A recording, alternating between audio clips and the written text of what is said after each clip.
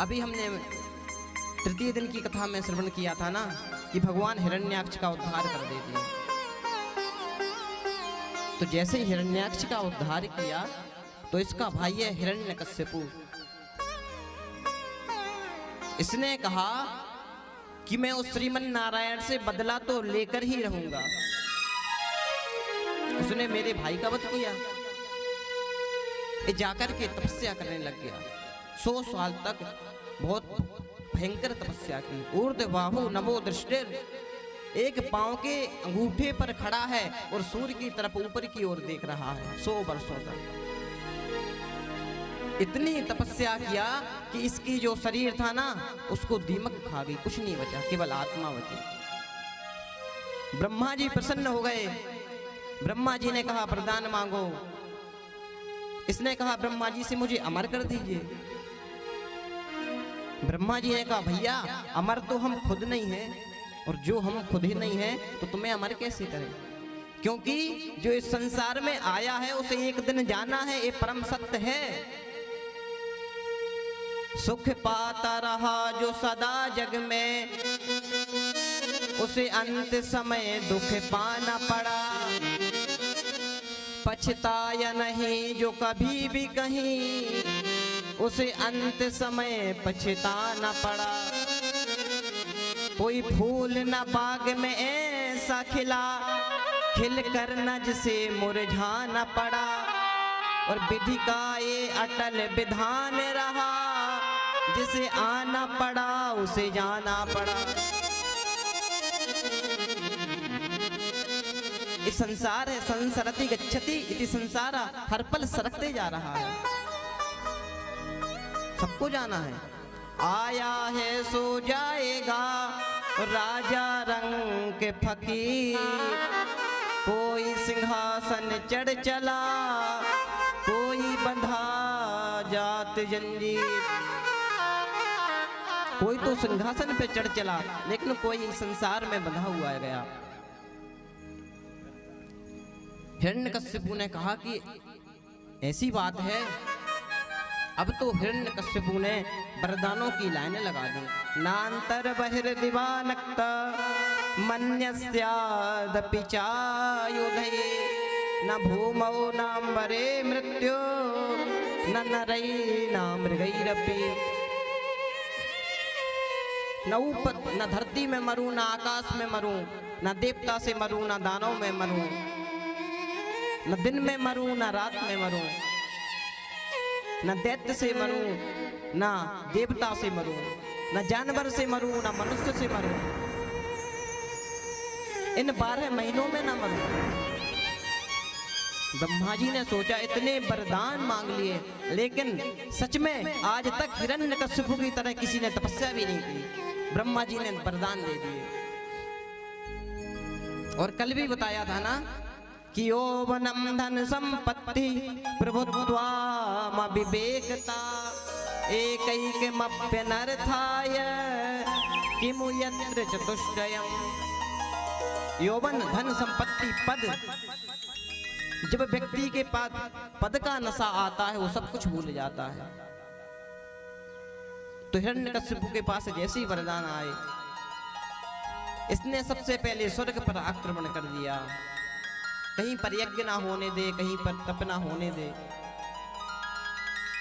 इसने इतना आतंक बढ़ाया, वाल्मीकि रामायण में लिखते हैं नैनम सूर्या प्रतपति पार्श्वे बाति न मारुता, चलोर्विमाने तम दृष्ट्वा समुद्रोऽपि न कंपते।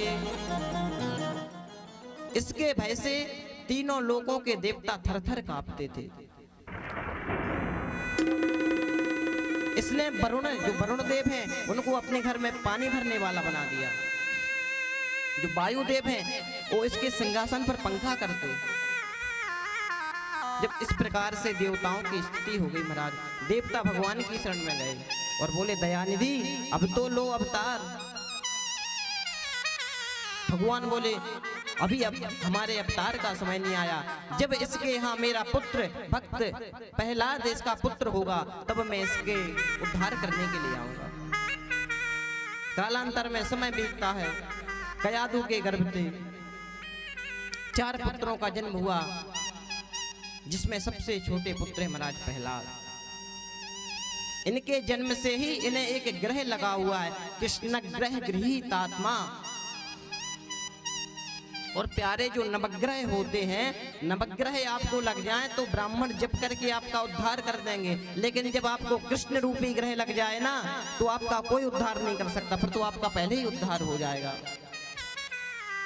बचपन से ही बड़े धार्मिक,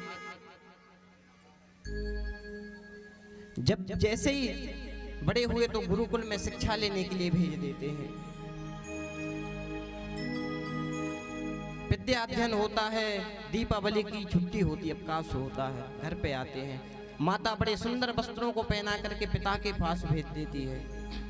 और एक बात है, यदा यदा हि ने पुण्यम पिता पुत्रस्य पश्यति तदा तदाधिं त्यक्त्वानु महत् सौख्यम लभाम्यहम्।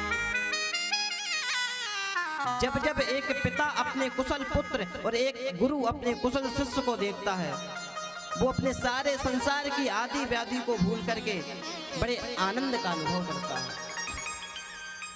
सर्वतो जय मुच्चेत गुरु शिष्यात् पराजयः। इस संसार में सब चाहते हैं कि तुम अच्छा करो, लेकिन हमसे अच्छा करो, ये सिर्फ माता पिता गुरुजन और आपके कुछ हितैषी जन ही चाहते हैं। तो आज जब प्रहलाद जी आए तो हिरण्यकश्यपु ने कहा कि पुत्र 6 महीने तुम्हें गुरुकुल में हुए, कुछ सुंदर बातें सुनाओ। प्रहलाद जी बोले, अच्छा पिताजी, सुंदर बातें सुनना है। प्रहलाद जी ने कहा, तत्साधु मन्ये सूर्यवर्य देहिनाम। पिताजी, ये संसार अंधा हुआ है, केवल वो परमात्मा ही सत्य है। तो संसार सागर से पार जाना है तो उस परमात्मा का भजन करो, पूजन करो, जप करो। हिरण्यकश्यपु लाल हो गया, मूर्ख बालक, इस त्रिलोकी में ब्रह्मा विष्णु महेश सब मेरे चलने से कांपते हैं। यदि तुझे पूजा करनी है तो मेरी पूजा कर। बोल हिरण्यकश्यपाय स्वाहा। जप करना है तो हिरण्यकश्यपु हिरण्यकश्यपु हिरण्यकश्यपु इस प्रकार का जप कर। प्रहलाद जी को बड़ा आश्चर्य हुआ। हिरण्यकश्यपु ने गुरु जी को बुलाया और कहा कि मूर्ख, तू मेरे पुत्र को क्या आसार बातें सिखा रहा है। गुरु जी बोले, सरकार आपने कहा कि इसे चाणक्य नीति मत पढ़ाओ, आदर्श नीति मत पढ़ाओ। मैंने इसे हिरण्यकश्यपु की नीति पढ़ाना चालू कर दी, दैत्य नीति पढ़ाना चालू कर दी। फिर भी न जाने ये कहां से इतनी ज्ञान की बातें सीख रहा है। प्रहलाद जी को खूब समझाते हैं कि विष्णु भगवान नहीं है, असली भगवान तो मैं हूं। प्रहलाद जी को कोई बात समझ में नहीं आती, वो तो श्रीमन नारायण नारायण नारायण हमेशा जपते ही रहते हैं। प्रहलाद जी को गुरु जी पुनः विद्यालय ले जाते हैं और कहते हैं, पुत्र, जो तुम्हारे पिता कहते हैं तुम उसी को करो। पुनः गुरुकुल में प्रहलाद जी शिक्षा लेने लगते हैं।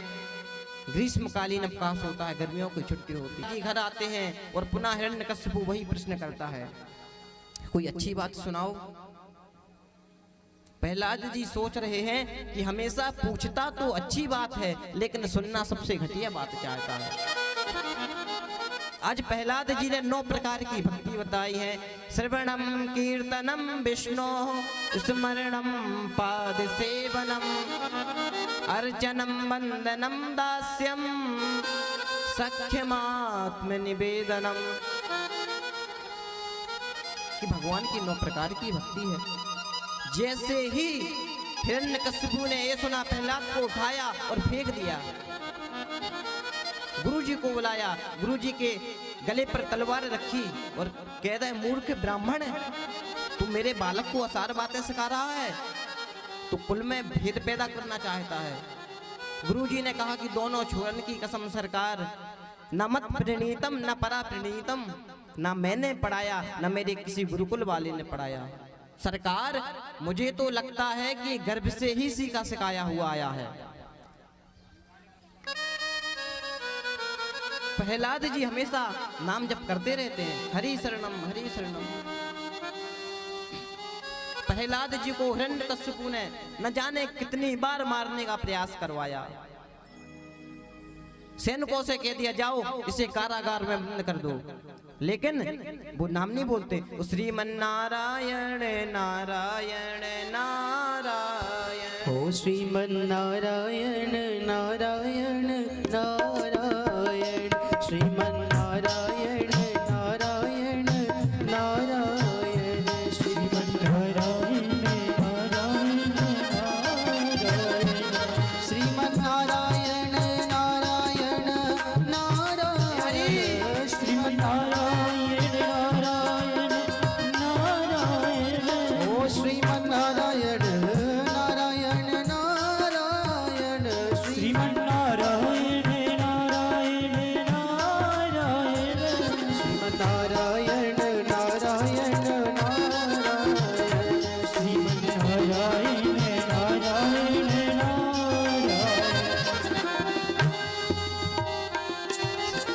इस प्रकार से देवता ले जा रहे हैं, कारागार में बंद कर दिया। कोई फर्क नहीं, वो तो श्रीमन नारायण नारायण जप रहे हैं, कुछ नहीं हुआ। सैनिक ले जाते हैं, समुद्र में फेंक देते हैं। प्रहलाद जी ने नहीं छोड़ा, श्रीमन नारायण नारायण नारायण जप कर रहे हैं। भगवान ने देखा मेरा भक्त गिर रहा है, श्रीमन नारायण आ जाते हैं, गोदी में थाम लेते हैं। प्रहलाद जी बच जाते हैं, गाते हुए जा रहे हैं, श्रीमन नारायण।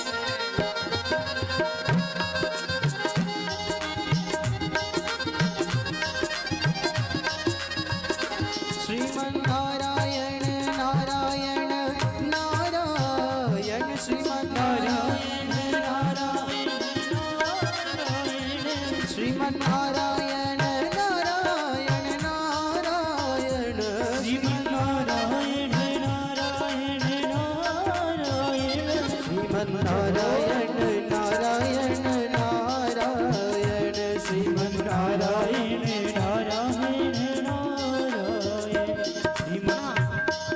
सैनिक ले गए। हिरण्यकश्यपु ने कहा कि ना जाने विष्णु ही क्या मेरे घर में आ गया।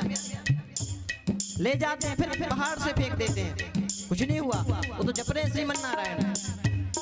और जाको राखे साइया मार सके ना कोई, और जाको मारे साइया फिर बचा सके ना कोई।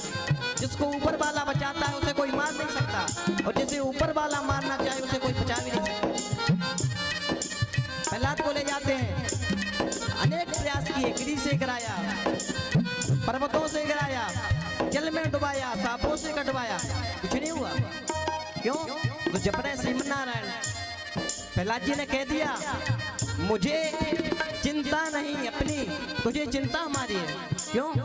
हम क्यों चिंता करें, हमने तो सौंप दिया तेरे जीवन में। अब सौंप दिया, इस जीवन का सब भार तुम्हारे हाथों में है। जीत तुम्हारे हाथों में है, हार तुम्हारे हाथों में। हमें क्या पता। प्रहलाद जी को गिराया, कोई फर्क नहीं पड़ा। हिरण्यकश्यपु की एक बहन है होलिका, इसने कहा भैया मुझे वरदान है ब्रह्मा जी का, अग्नि मुझे जला नहीं सकती। बोले अच्छा। होलिका अपने भतीजे को ले जाकर के आग में बैठ जाती है, परिणाम उल्टा हो जाता है। होलिका जल जाती है, प्रहलाद जी बच जाते हैं। क्यों? वो तो जप रहे हैं, वो श्रीमन नारायण नारायण नारायण नारायण, श्रीमन नारायण नारायण नारायण, श्रीमन नारायण नारायण नारायण, श्रीमन नारायण नारायण नारायण, श्रीमन नारायण नारायण नारायण, श्रीमन नारायण नारायण नारायण। होलिका जल जाती है। दूसरे दिन बच्चे उस राख से खेलने लग जाते हैं और होली का त्योहार प्रारंभ हो जाता है। आज बीरज में होली रे रसिया,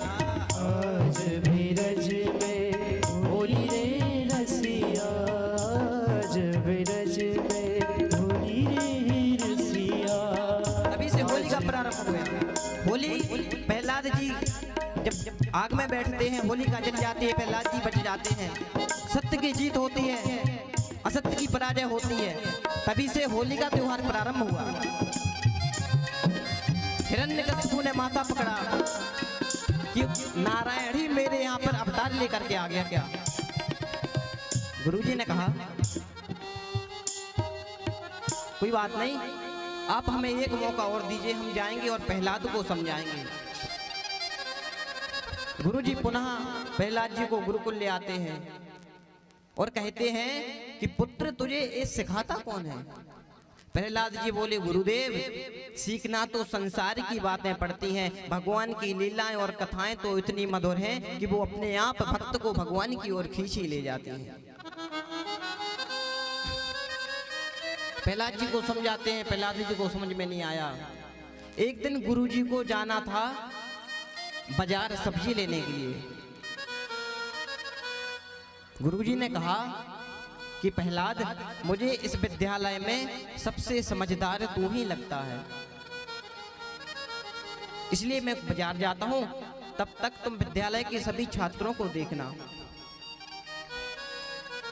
प्रहलाद जी ने कहा जो आज्ञा गुरुदेव। जैसे ही गुरुदेव गए तो सारे बच्चे कहने लगे प्रहलाद, आज तो गुरुजी भी नहीं है, अच्छा मौका है, चलो कोई खेल खेलते हैं।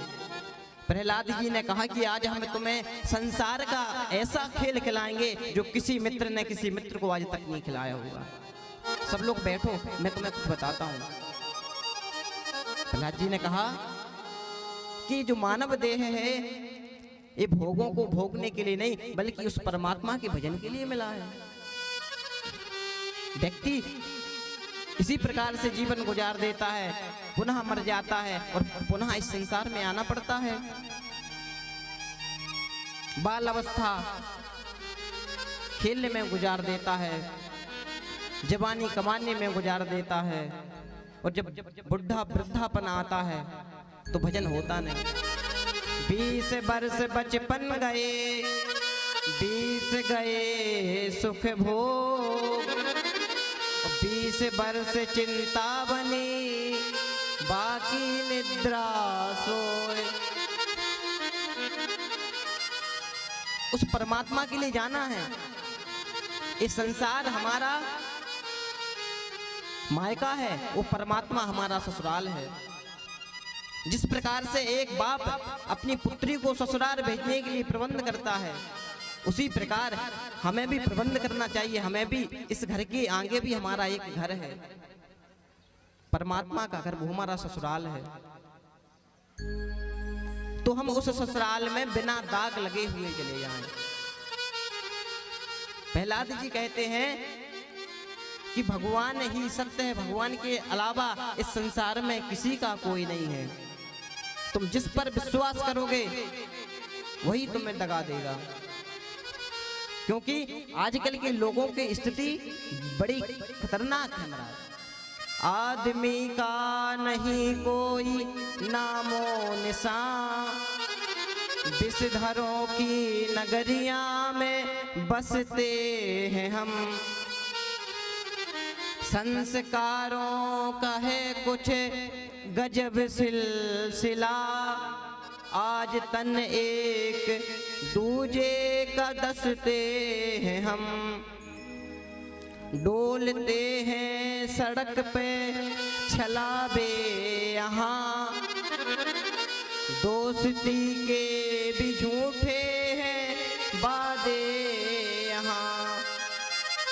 प्यार के रह गए हैं दिखावे यहाँ, आज व्यंगे के दूजे पे कसते हैं हम।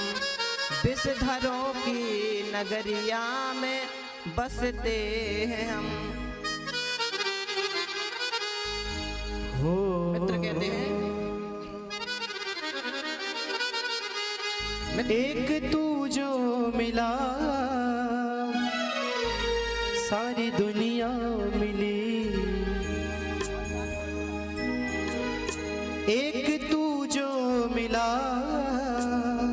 सारी दुनिया मिली। खिला जो मेरा दिल सारी बगिया खिली, खिला जो मेरा दिल सारी बगिया खिली, खिला जो मेरा दिल सारी बगिया खिली, खिला मेरा दिल सारी दुनिया खिली।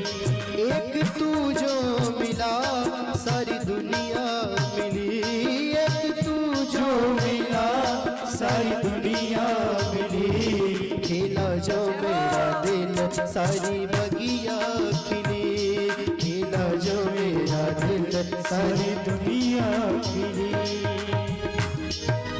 और हमारे क्षेत्र के परम सम्मानीय विधायक जी पधार रहे हैं, सभी लोग जोरदार तालियां बजा करके उनका स्वागत कीजिए।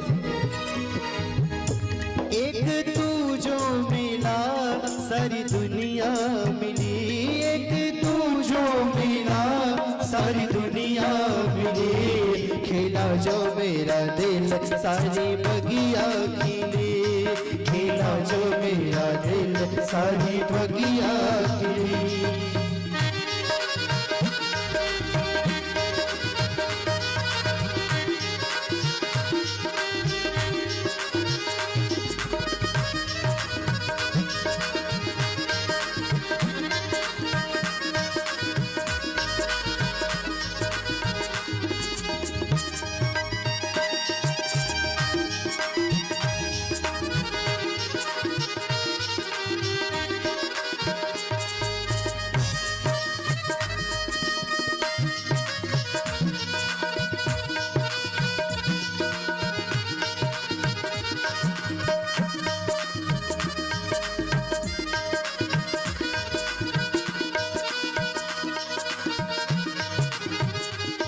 तू सूरज मैं सूरजमुखी हूँ पिया, तू सूरज मैं सूरजमुखी हूँ पिया, न देखूं तुझे तो न लगे जिया, न देखूं तुझे तो न लगे जिया।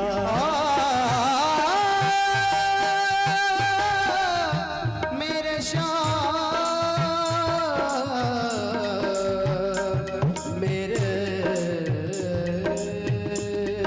तू सूरज में सूरजमुखी हो गया।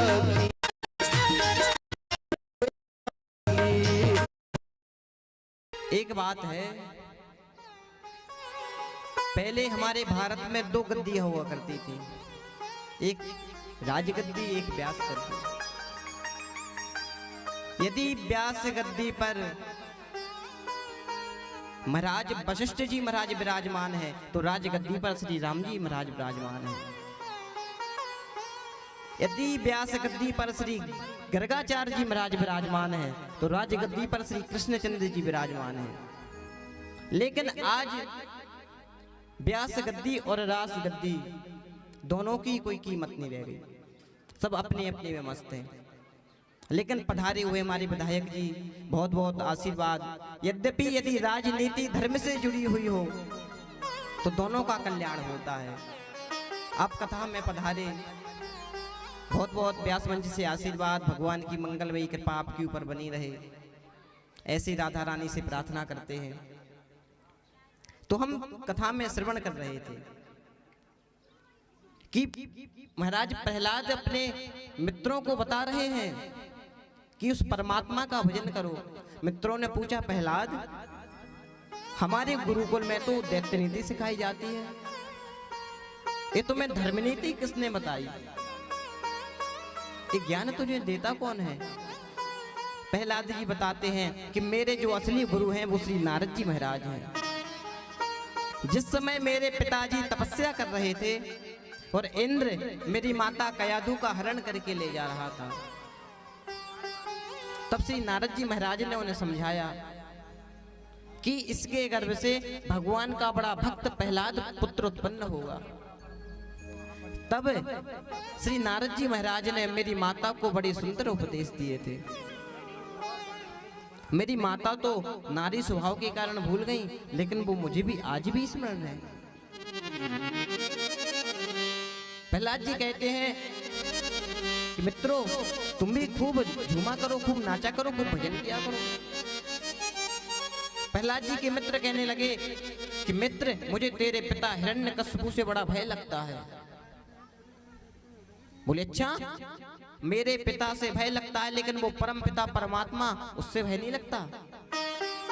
सारे मित्रों को बात समझ में आ गई, सब झूमने लगे, सब नाच रहे हैं कि जीवन है तेरे हवाले मुरलिया वाले, जीवन है तेरे हवाले मुरलिया वाले, जीवन है तेरे हवाले मुरलिया वाले, जीवन है तेरे हवाले मुरलिया वाले, जीवन है तेरे हवाले मुरलिया वाले।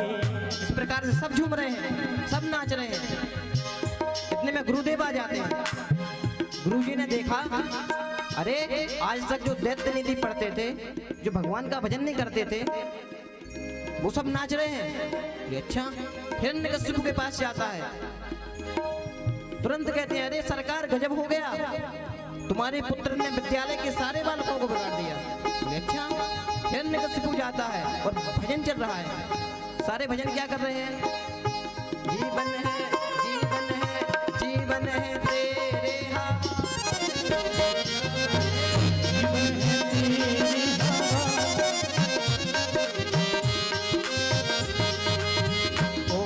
मुरलिया वाले, आह मुरलिया वाले, ओहो मुरलिया वाले, मुरलिया वाले, ओहो मुरलिया वाले, आह मुरलिया वाले, ओहो मुरलिया वाले, आह मुरलिया वाले। जीवन है, जीवन है, जीवन है तेरे हवाले मुरलिया वाले, जीवन है तेरे हवाले मुरलिया वाले।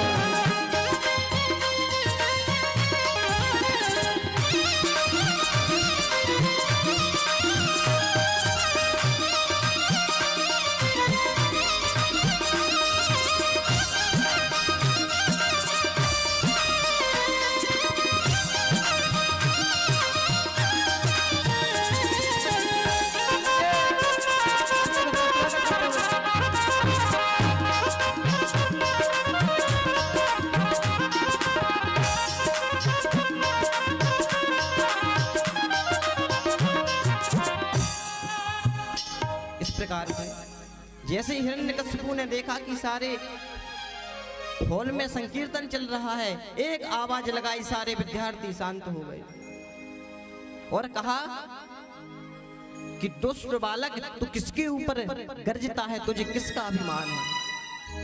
प्रहलाद जी ने कहा कि वो मेरा है और मैं उसका हूं, मुझे इसी चीज का अभिमान है। प्रहलाद जी ने कहा पिताजी, आप तो ब्रह्मा के वरदान देने पर मतवाले हो रहे हैं, लेकिन जिसका मैं भजन करता हूं वो ब्रह्मा का भी बाप है। प्रहलाद जी ने कहा कि भगवान इस समस्त चराचर प्राणियों में विराजमान है। हिरण्यकशिपु ने गदा निकाला और कहा कि यदि तेरा भगवान हर जगह है तो क्या इस खंबे में है? प्रहलाद जी ने कहा इस खंबे में? अरे इस संसार के कण कण में मेरा परमात्मा विराजमान है। हरिहर समाया है हरियालियों में, वही चमकता है गधा कालियों में। पहाड़ों सागरों में है जलवे उसी के, वही गरजता है घटा कालियों में। हिरण्यकशिपु ने कहा कि परमात्मा हर रंग में मौजूद है तो नजर क्यों आता नहीं? जब हर जगह मौजूद है नजर क्यों नहीं आता? प्रहलाद जी ने कहा बिना योग साधन उसे कोई पाता नहीं। जब तक योग साधन तपस्या तप नहीं करोगे तब तक उसे नहीं पा सकते। हिरण्यकशिपु ने गदा उठाया, खम्भे को मारने लगे और आज मेरे गोविंद ने एक भक्त के सत्य की रक्षा के लिए एक खम्भे से नरसिंह भगवान का अवतार लिया। वो नरसिंह भगवान की सत्यम विधातुम रजभृत्य सेवितम। आज अपने भक्तों के वचन को सिद्ध करने के लिए मेरे गोविंद का खम्भे से भी प्राकट्य हो गया। नरसिंह भगवान आते हैं। हिरण्यकशिपु कहता है मुझे वरदान है न मैं देवता से मरूंगा ना मैं दैत्य से मरूंगा। भगवान ने कहा मैं ना देवता हूँ ना दैत्य हूँ, ना मनुष्य हूँ न जानवर हूँ, आधा नर हूँ आधा सिंह हूँ। हिरण्यकशिपु ने कहा ना अस्त्र से मरूं ना शस्त्र से मरूं। नरसिंह भगवान ने कहा ये जो खब्बीसों की तरह नाखून देख रहे हो ना, इसी से तुम्हारा ऑपरेशन होगा। उसने कहा ना दिन में मरूं ना रात में मरूं। भगवान ने कहा कि ना दिन है ना रात है, संध्या का समय है। हिरण्यकशिपु बोला ना धरती पे मरूं ना आकाश पे मरूं। भगवान बोले ना धरती है ना आकाश है, तू मेरी गोदी में विराजमान है। हिरण्यकशिपु ने कहा कि ना 12 महीनों में ना मरूं। भगवान ने कहा कि अधिक मास है 13वां महीना हो। इस प्रकार से कहते हुए आज नरसिंह भगवान ने जिस प्रकार से एक गरुड़ सर्प को विदीर्ण कर देता है, उसी प्रकार से हिरण्यकशिपु को विदीर्ण कर दिया और हिरण्यकशिपु का गोविंदाय नमो नमः हो जाता है। बोलिए नरसिंह भगवान की जय हो। भगवान का नरसिंह रूप है, सारे देवता देख करके भयभीत हो रहे हैं। लक्ष्मी जी गई हुंकार मार के भगा देते हैं, जब किसी से शांत ना हुए तो भक्त प्रहलाद को पहुंचाते हैं। भक्त को देख करके आज मेरे गोविंद ने कहा कि पुत्र मुझे क्षमा कर दे। न जाने हिरण्यकशिपु ने तेरे ऊपर क्या क्या अत्याचार किए, लेकिन मुझे आने में देर हो गई। प्रहलाद जी बोले नहीं नहीं प्रभु, आपसे बस इतनी विनती है कि मेरे पिताजी ने न जाने इसी सिंहासन पर बैठकर आपको अनगिनत गालियां दी, आप उनकी दुर्गति मत करना। भगवान कहते हैं कि पुत्र तेरे जैसा वैष्णव भक्त जिस परिवार में पैदा हो जाता है, उस परिवार की 21 पीढ़ी का वो उद्धार कर देता है। इस